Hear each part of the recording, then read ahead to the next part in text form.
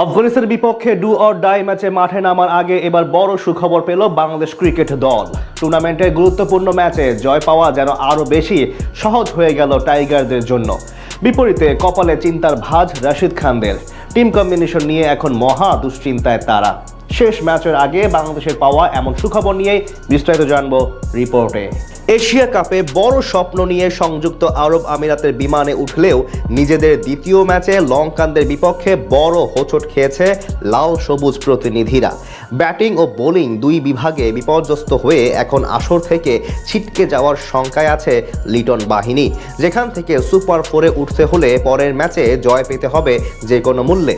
আর মহা গুরুত্বপূর্ণ সেই লড়াইয়ে মাঠে নামার পূর্বে এবার বড় সুখবর এলো টাইগার ক্রিকেটারদের জন্যে, যেটা দারুণভাবে কাজে দেবে পরবর্তী ম্যাচে।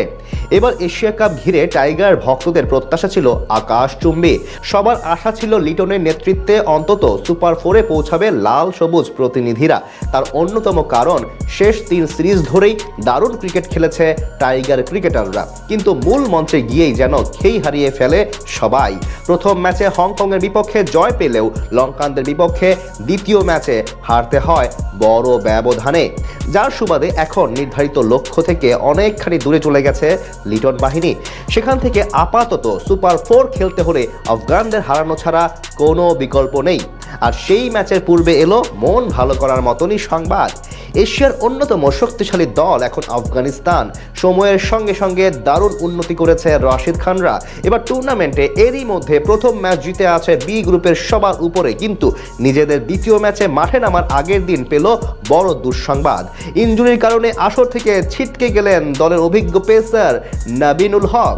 জানা যায় টুর্নামেন্টের আগে থেকেই শোল্ডার ইনজুরির সাথে লড়াই করছিলেন তিনি, তবে ঝুঁকি নিয়ে তাকে স্কোয়াডে রাখে নির্বাচকরা। কিন্তু প্রথম ম্যাচ শেষ হয়ে গেলেও এখন পর্যন্ত সুস্থ হতে পারেননি তিনি। প্র্যাকটিসেও ঠিকমতো সময় দিতে পারছিলেন না নবীন, আর তাই আর সময় না বাড়িয়ে তাকে বাদ দেওয়া হলো স্কোয়াড থেকে, যার সুবাদে এখন পেস ইউনিটের অনেকখানি শক্তি হারিয়ে ফেলল আফগানিস্তান। অভিজ্ঞ এই ফাস্ট বোলার বরাবরই ভালো করেন বাংলাদেশের বিপক্ষে। তাছাড়া সংযুক্ত আরব আমিরাতের উইকেটে বেশ ভালো কার্যকারিতা রয়েছে তার, তাই স্বাভাবিকভাবে এই পেসারের বিদায় বিশাল ধাক্কা আফগান শিবিরের জন্য, সেই সঙ্গে বাংলাদেশের জন্য বড় সুখবর।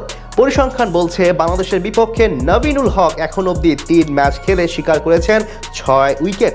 ইকোনমি রেট মাত্র 6.5 এবং গড় 12.83। তাই স্বাভাবিকভাবে তার মতো পেসার ছিটকে যাওয়া প্রতিপক্ষ হিসেবে স্বস্তির খবরই বটে। এদিকে নবীনের বদলে আফগানিস্তানের স্কোয়াডে নতুন করে যুক্ত করা হয়েছে তরুণ আবদুল্লাহ আহমেদ জাইকে।